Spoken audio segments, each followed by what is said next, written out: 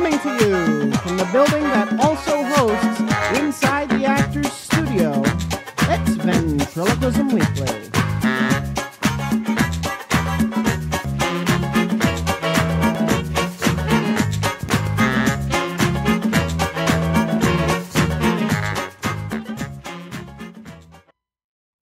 Matt Bailey here on this May 5th, 2014. Hope this brand new month finds you well. I'm super excited for today because it's so different from everything else we've done on the program. And I have been promising for a while that we would be branching out to different kinds of entertainers. And let me tell you, the husband and wife team we have today deliver on that promise splendidly. Buster Balloon and Annie Banannie, stage names of the Caldwells from Southern California, are two balloon artists. Buster performs a unique balloon stage show for clients all across the state. And Annie is the balloon storyteller, twisting and performing for kids at library shows and various events throughout California. There is a lot of great discussion about balloon twisting, entertaining, and how vent and balloons are not so dissimilar. Here now, our wacky and unique interview with the always fun Buster Balloon and Annie Banannie. Buster Balloon and Annie Banannie, welcome to Ventriloquism Weekly. I'm so excited to have you here. How are you today? Fantastic. Thanks for having us. Well, thank you for being here. This is great. I want to begin at the beginning. We've never had balloon twisters on the program, balloon artists on the program. Could you please tell me how you got started in such a unique and different way of entertaining?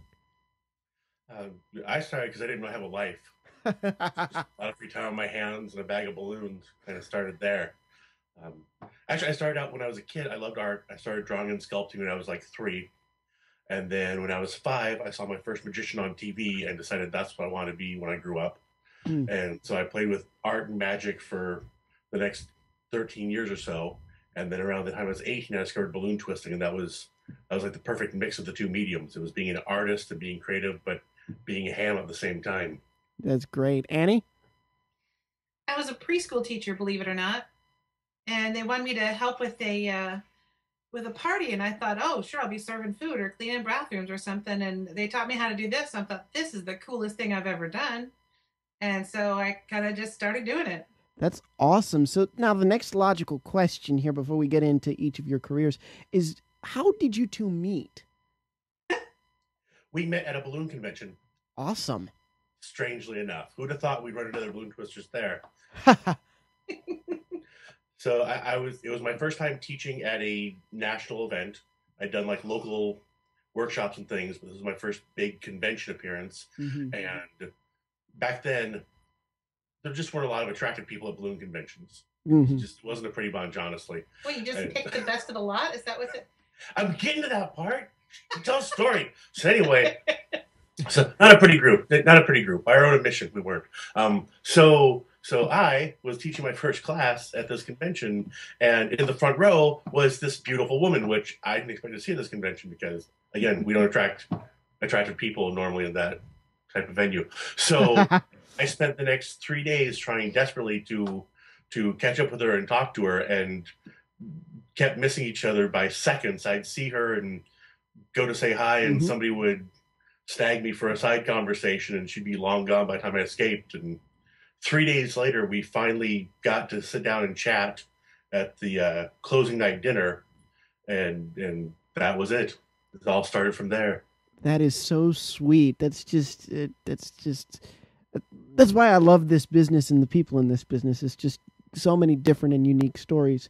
So why balloon twisting for both of you? What about it, other than magic? And Buster, you touched on the art aspect, other than just sort of the, for lack of a better word, and forgive me, sort of the more conventional magic or ventriloquism or the things that are more prominent. Why balloon twisting? Yeah, why did we do this? You start. Well, for me, I spent years doing magic. And when I started doing balloons, I actually didn't want to do balloons at first. I had a friend who had a weekly restaurant gig, and he needed somebody to cover. The catch was it was a family restaurant, and they wanted balloons to go with the magic. Mm-hmm. So I had to learn my first couple of balloon animals just to get the gig. But then more and more, I started realizing that, I would do these phenomenal magic tricks that I had spent hours and hours practicing and writing scripts and rehearsing and getting it just right. And there was always that one person who would say, I know how you did that. Whether they did it or not, didn't matter. They always said, I know how you did that. And there's always a feeling of people trying to figure it out. No matter how beautiful a dramatic plot, no matter how theatrical you make it, there are some people who just can't get past the idea that it's a trick, to just enjoy the moment. And then I started doing balloons, and I constantly would hear people say, oh my gosh, how'd you do that? When they'd watched me do it step by step, I could have handed them balloons and they could have done it with me step by step and made the exact same thing. But they were still completely amazed when I finished that sculpture. And so it was weird realizing that I could get that deep sense of mystery, that amazement that I wanted from magic with balloons. Very, very neat answer. Very cool. Annie? What was the question? I was so into that story, I forgot what the question. Why balloons? Is that what you said? Yes, why balloons? I don't know. At first, it was just a fun way to make extra money, and then I realized that with musical theater, which I was doing at the time, I could make almost no money and work my butt off, and I enjoyed it, but it was an incredible amount of work, and I still had to have a day job. And with the balloons, I could still be the star of the show, and people paid me, and something wonderful about that. And so, for me, it's about being able to entertain, I guess, in the same way. You have them in the palm of your hand for one reason or another. He's getting the wonderment of magic, and for me, I never was interested in magic. I actually got interested in magic through balloons and also ventriloquism and all the variety arts. I thought they were cool, but I didn't start really thinking they were awesome until I just slowed down and thought, wow, okay, I know how much work that takes, and that's amazing. And so I'm getting off subject, but that's why balloons. That's perfect. Get off subject. That's the entire point. That's the entire point of this thing. Be careful, Matt. It'll happen. I do not care. I was talking about cheese for a little while. I'm a big cheese fan myself. Make a cheese balloon, Buster. That's disgusting. No, not a balloon out of cheese. A cheese, a balloon in the. Never mind. Okay. So this. See, and this is what happens if you go off topic. you fluster the host. Okay, but it's lovely to hear. So, how did you go about making something other than? And again, these questions are for both of you. Making something that, at its core, and I'm assuming it's much like parallel to magic, where you have the cards and you do it here and you do this, that, blah blah blah, and you have to wrap it. How did you go about making balloon twisting an entertainment? Does that make sense? Yeah, for me it was always a natural, since I had started doing balloons with my magic. I think if I had approached balloons separately, if I hadn't had that magic and theater background first, I probably would have approached it strictly as a visual art form. But because I was doing it as a performer, there just wasn't a split. It's not like you would do a card trick and then suddenly drop all personality and presentation to make a balloon dog. It was all part of the same performance. So I guess it just flowed that I'd make it entertaining as well. I was twisting balloons and doing magic tricks. And then as the magic kind of went by the wayside, I focused really on all the balloons having that sort of feel to them, where every sculpture is a performance piece as well as a piece of art. Really cool. It's great. Annie? Well, yeah, I'm a lot the same way because I come from the theater background, and I think I see it a lot where, I just automatically went to theater. So the minute I would make a sword, I would end up having a sword ceremony and a knighting ceremony, and we would make more of and so I would end up making costumes that were just a natural thing. And then I realized not everybody was like that. And I see it still where they're like, well, I'm going to stand here and make you this amazing thing that takes 5 minutes, and I'm not going to say much, and I want you to be amazed the whole time. And regular people aren't like that. They need to be entertained. That's another thing about magic. A lot of times when I see a magic trick and it's just about the illusion, I've cut her in half, or, I made so-and-so disappear, or whatever. I don't care unless you entertain me at the same time. And actually, the more I started watching magic, both good magic and bad magic, I saw the difference between somebody doing something that took skill, but that didn't engage their audience because they weren't bothering to tell a story, or they weren't being entertaining about it. I learned a lot about, like, it really is important to make sure that your audience is engaged, because what may be amazing about what you're doing isn't amazing to them. It can be the most hard technique you've ever tried, and they're like, okay, but you break a balloon in half, which is super easy to do, and they could be amazed. That's actually why I stopped doing the reverse half frumple twist. I know, it's just not. It's a fantastic technique. It's amazing, but the audience doesn't care. No one cares you can do a reverse half frumple twist. This is a cheese thing again. There's no such thing. There is a frumple twist, mind you. There's a real frumple twist. There's no reverse half frumple twist. I just made that up. Gymnastics of balloon twisting. Yes. Do a reverse half frumple twist, and the Americans will score you 10, the Russians 7.7. Yes. Okay. It's the half pass of the balloon roll to the magicians out there. That makes sense. But you bring up such a great point, is there's so many parallels that people don't necessarily see, because in magic there's something, I have watched another podcast, and one of the guys on there has this phrase, magic for magicians, which is, okay, you could do the best card force in the world, but and the most tricky one to do, but if at the end of the day, if it's less entertaining than one more simple, the audience just does not care. Yes. There's a great YouTube video. I don't remember the gentleman's name, but there was this beautiful violin virtuoso who plays this amazingly complicated piece that only a handful of people in the entire world could play on the violin. And it's beautiful and amazing. And he plays it in a New York subway and has his violin case out, and no one cares. No one stops. It goes nowhere. And then he played something ridiculously simple that everyone knew, and they started throwing money into his violin case left and right. And it's just that complex piece is phenomenal. And if you're a real music lover, you understand the intricacy and the complicatedness of that piece. But for the average person, it just doesn't connect for them. Mm-hmm. There's no emotional attachment. And to speak of complicated but beautifully so, if it is complicated, again, I'm speaking from ignorance. When at CAX, Buster, I had the chance to watch you do things with balloons I've never seen in my life. And so I just the not having a life thing I said earlier. Just out of sheer curiosity, where does that come from? What kind of dedication to the art form must you have to make a jetpack? That's just incredible. I'm very curious to know where that next level sort of comes from. So this is kind of a weird answer. I've never thought of it as hard work. Like, to me, I haven't put that much work into the technical side of my balloon twisting. Mm-hmm. That's only because I've never seen it as work. Like, I really get excited about learning a new balloon technique and then figuring out ways to incorporate that.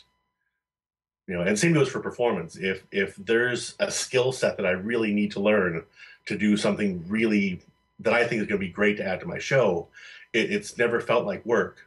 And it took me a long time to figure out, like everyone talks about, hard work and dedication and hours of practice.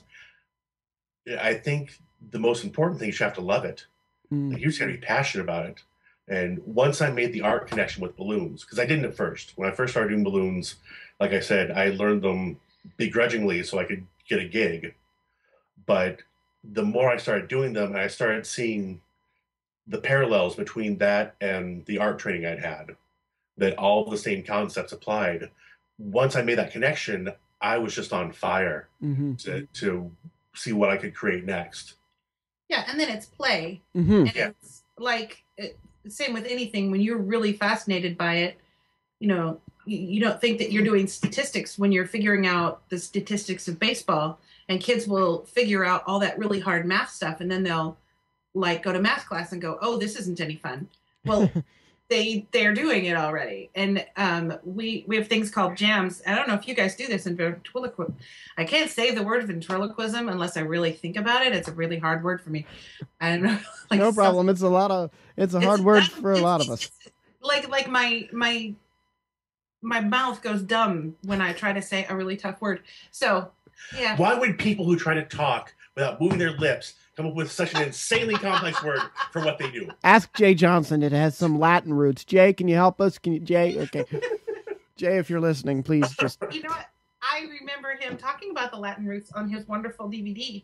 Yes. His live show. It was really, really cool. Mm-hmm. So yeah, we play together. We get together and we jam just like musicians. And so we'll get a concept. One of my favorite things to do is say, all right, we're doing the frumple twist. And what can we do with it? Oh, wait, that looks like this. Oh, wait, have you tried this? And so we'll get together and we'll just all play on the same theme. And we'll come up with the weirdest stuff that we've never even thought of before, some of which is completely unusable, which, we're not going to take 2 hours to make something that isn't as impressive as 2 hours should be. And some of which we can come up with a new sculpture that we use all the time. The same, I think the same happens in any profession. What do you guys do with ventriloquism? Do you come up with new techniques, or do you challenge each other, or do you come up with jokes? Or it's interesting because the collaborative aspect really comes out of the Vent Haven convention. A lot of times people will sit around and talk about things that they're working on and little ideas for bits and things. But in my experience, and ventriloquists out there, please feel free to correct me on this, that there may be some other place that I need to look. Ventriloquism has always been, to me, a very individualistic sort of thing, because there's only a few base things that you learn, and then you grow. Like the complex stuff is like the distant voice and the baby cry, and what's called a box routine, which I think Jay alludes to in that DVD, oddly enough. But because ventriloquists kind of practice by themselves and work on the character from their own experience, it tends to be kind of weirdly, not weirdly, but by its nature, individualistic, as opposed to magic, where if there are people in magic who are willing to help others and share, people could sit down at the IBM convention and have a card jam for 5 hours. It just varies. Well, I think with balloon twisting, we've got both, where with the artistic side of it, the physical, visual, artistic side of it, we have these jam sessions and share ideas and techniques and collaborate.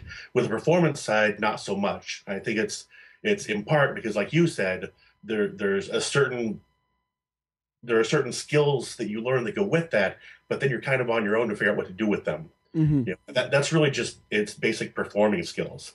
How to engage an audience and things like that.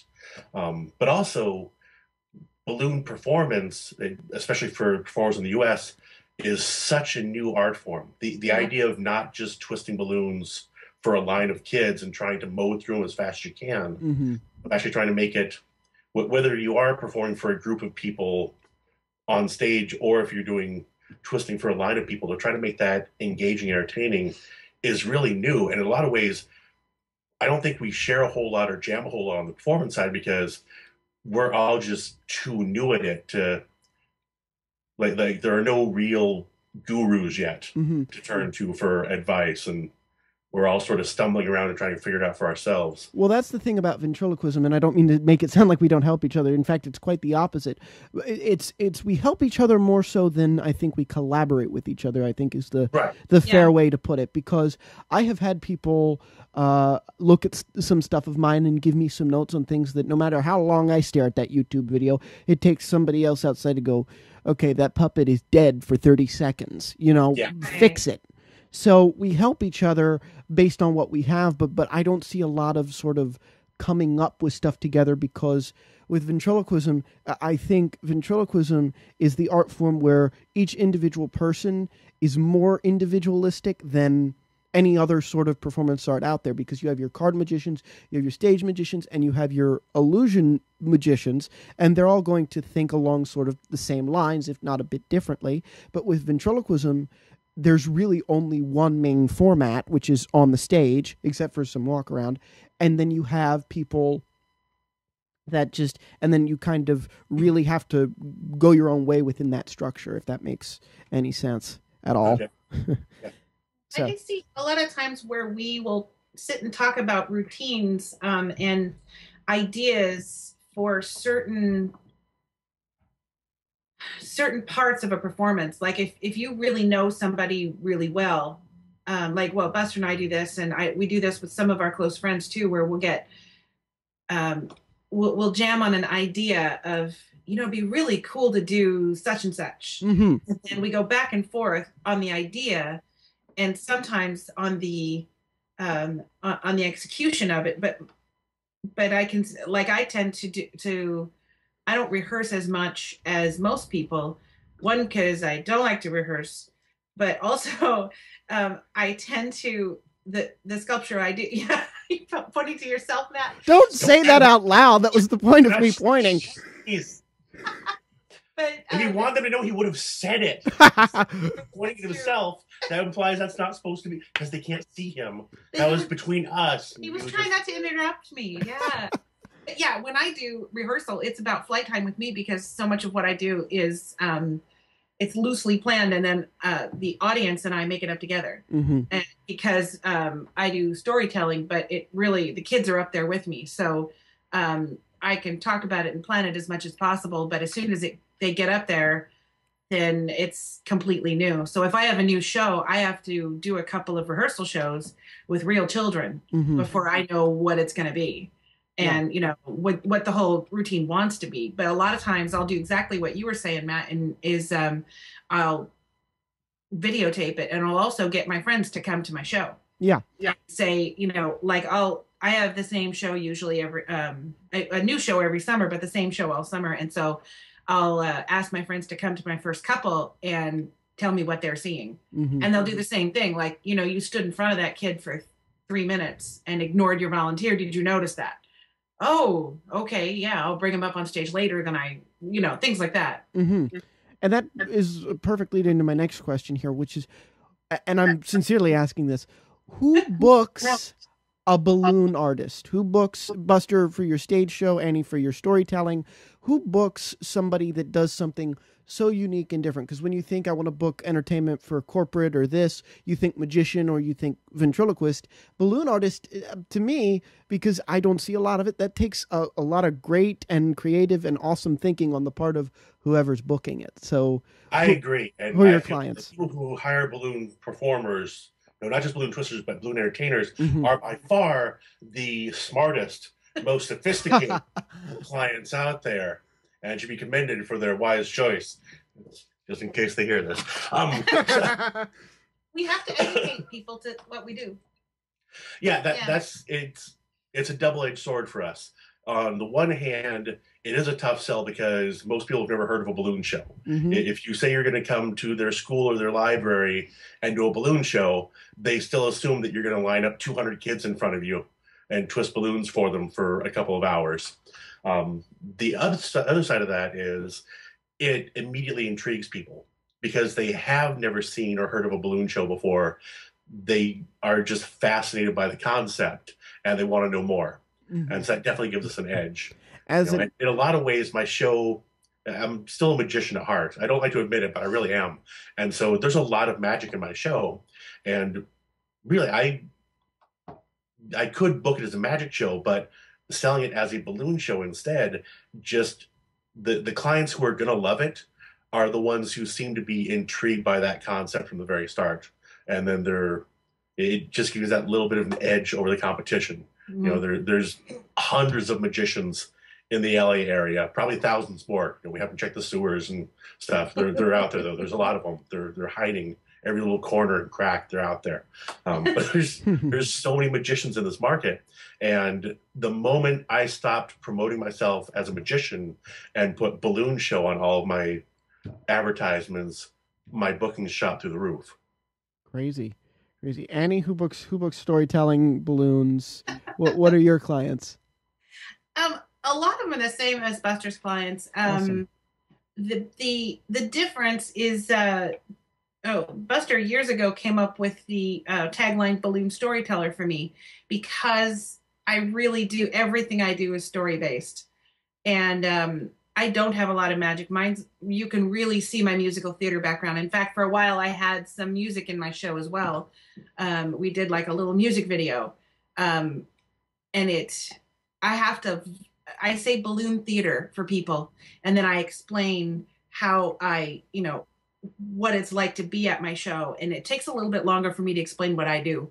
But sometimes I do say, well, anywhere you would hire a magician for a family entertainment thing, I would fit. And it's really loose, because I won't always fit.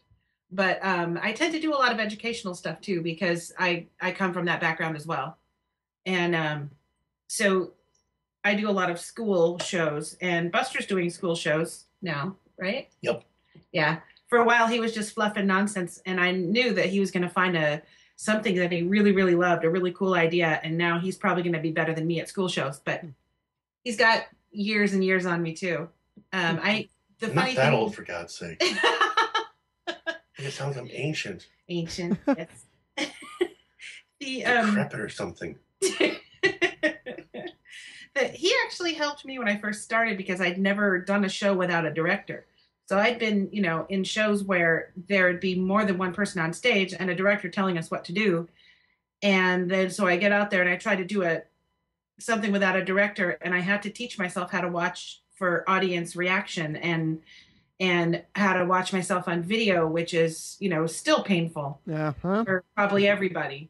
And it really was tough at first to make my own decisions and say, this is what, not only my own decisions about how something was going to go, like say I would do a song, and I was actually taught by a really, really good teacher back in acting, where always, if you've got something, a song that you're featured in, or that, your character has 2 or 3 songs or 2 or 3 moments in the show where they're the main focus, then always plan for your director not to have time to block your scene, because that happens.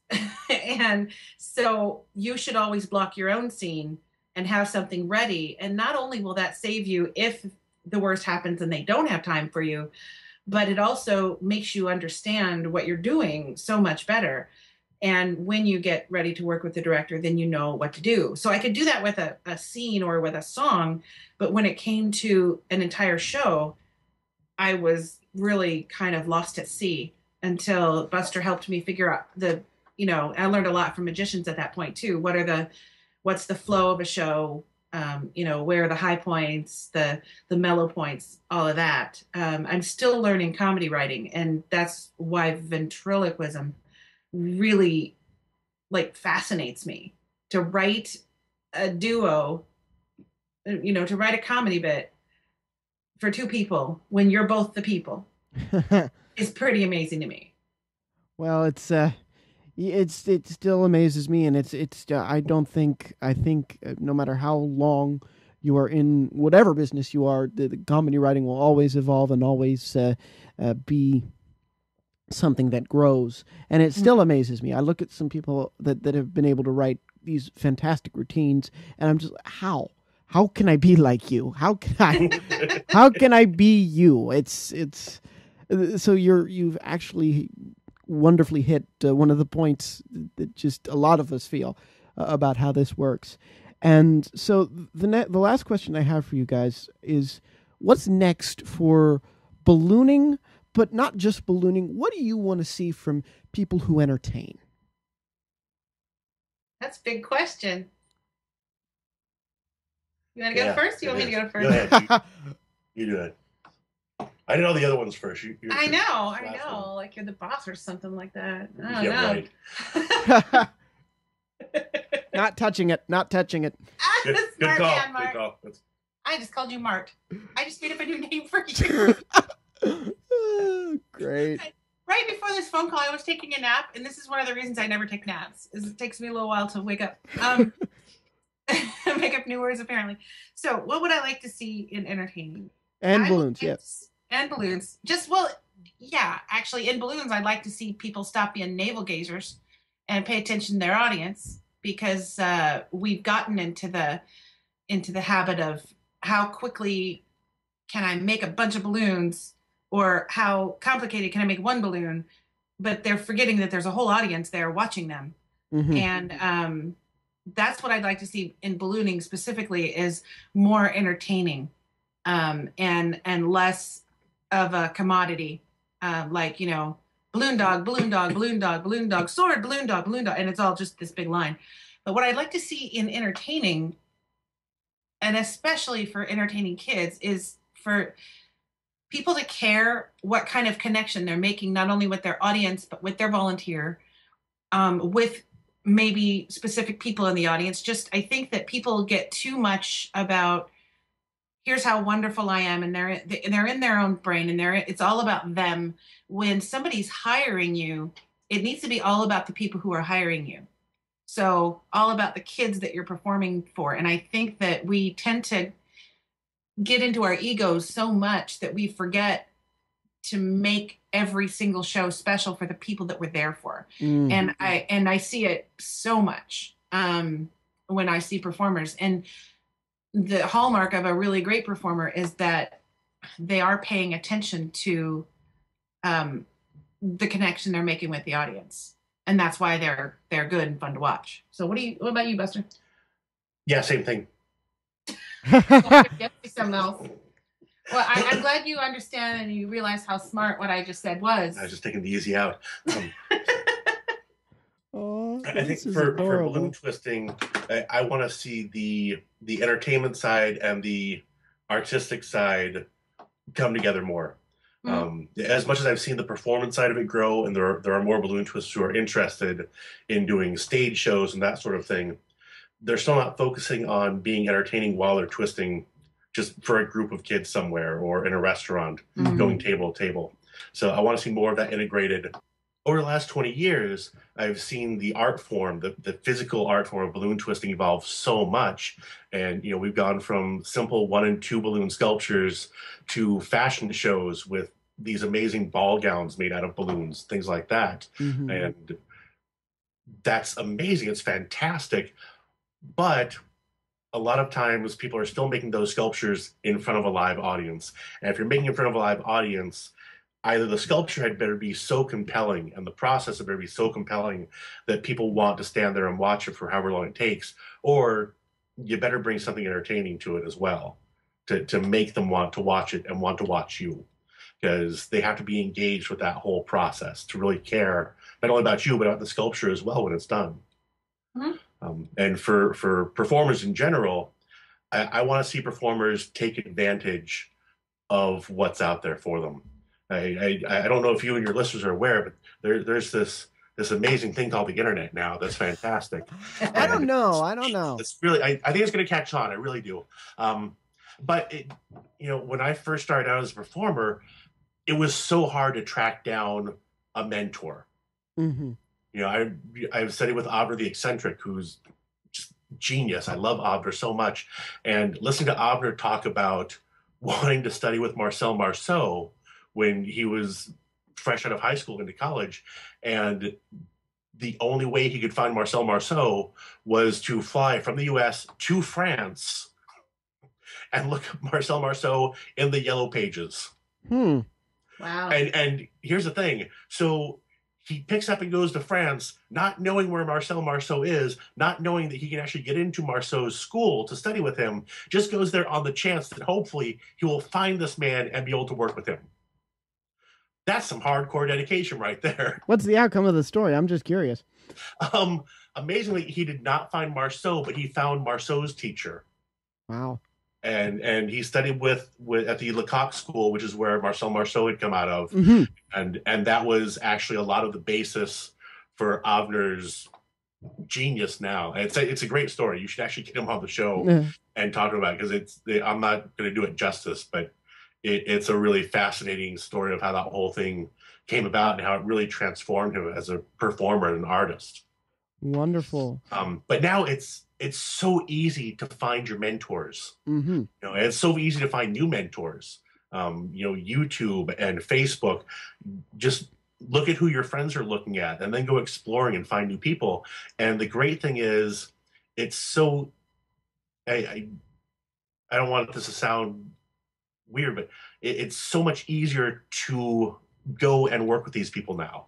Yeah. Just as expensive as airfare may seem, it's really a drop in the bucket compared to the experience of going to a convention, or actually going and doing a one-on-one workshop with somebody who can really transform your performance.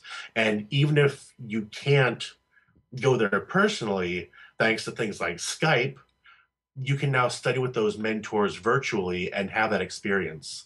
So I want to see performers go even farther now, because it is so easy to connect with this amazing wealth of information. You know what I think the danger is? I think that there's a new challenge. It used to be that it was hard to find a mentor, and I totally agree with you. Now I think the challenge is not to copy what you already see. Mm.